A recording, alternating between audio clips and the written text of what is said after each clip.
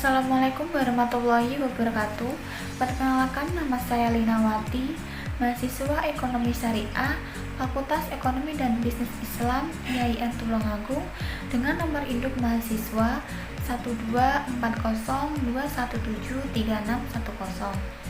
Di sini saya akan menyampaikan hasil laporan PPL saya yang saya lakukan di Konveksi Mandiri Collection yang beralamatkan di Jalan Letjen Suprapto nomor 74, Kepatihan Tulungagung. Pada laporan PPL ini saya mengangkat judul pengembangan strategi pemasaran dalam meningkatkan penjualan Konveksi Mandiri Collection di Desa Kepatihan Tulungagung. Di era globalisasi saat ini, persaingan dunia usaha sangatlah ketat dan membawa konsekuensi yang cukup berat terhadap keberlangsungan industri-industri kecil dalam negeri.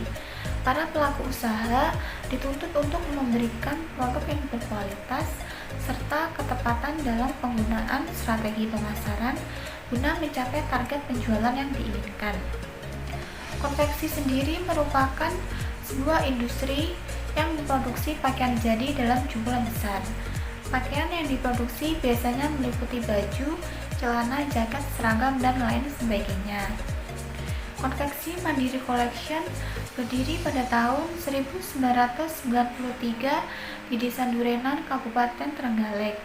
Usaha ini bergerak di bidang penyedia layanan jasa seperti konveksi, bordir, sablon, baju, kaos, seragam, alma mater, PDH, jaket, dan lain sebagainya. Usaha ini dimiliki oleh Bapak Musiman. Usaha ini merupakan usaha pure yang didirikan oleh beliau sendiri.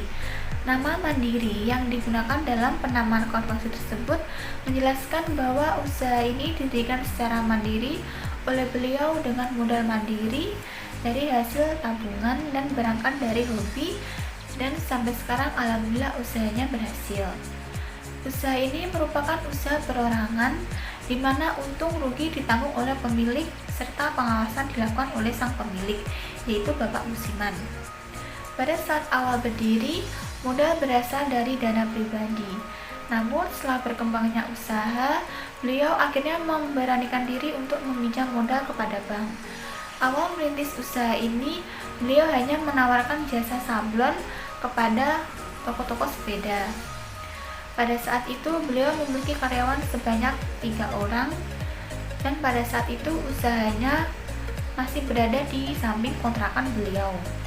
Pada tahun 2000 beliau pindah ke Tulungagung karena mengikuti sang istri, dan dengan seiring berkembangnya usaha, beliau sekarang memiliki toko sendiri dan memiliki karyawan sebanyak 15 orang, yaitu 3 orang di bagian bordir, 2 orang di bagian desain, 2 orang di bagian sablon, 3 orang di bagian pengemasan, 3 orang di bagian jahit, dan 2 orang di bagian pemotongan kain.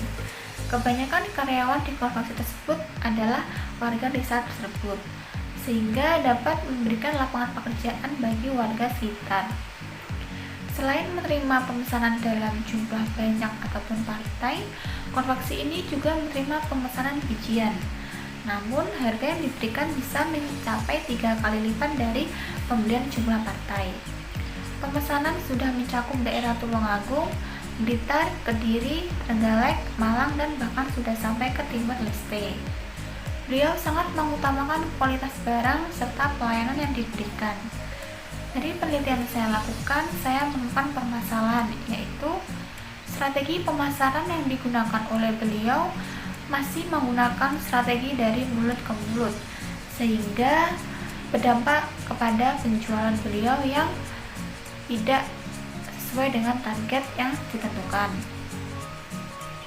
Namun solusi dari permasalahan ini yaitu beliau akan mengembangkan strategi pemasarannya melalui media sosial seperti Facebook, Instagram, dan lain sebagainya. Karena pada zaman sekarang penjualan online sudah menjamur di kalangan masyarakat, dan masyarakat juga sudah banyak yang mengakses media sosial guna melakukan jual beli ataupun hal yang lain. Selain itu, beliau juga akan memberikan potongan harga di setiap pembelian yang sudah ditentukan, lalu akan memberikan bonus kaos. Pada dasarnya, strategi pemasaran di dalam sebuah usaha itu sangat penting, karena usaha yang dikelola dengan strategi pemasaran yang tepat akan tetap bertahan di dalam keadaan apapun. Sekian pemaparan hasil laporan PPL saya. Jika ada kurang lebihnya, saya mohon maaf. Wassalamualaikum warahmatullahi wabarakatuh.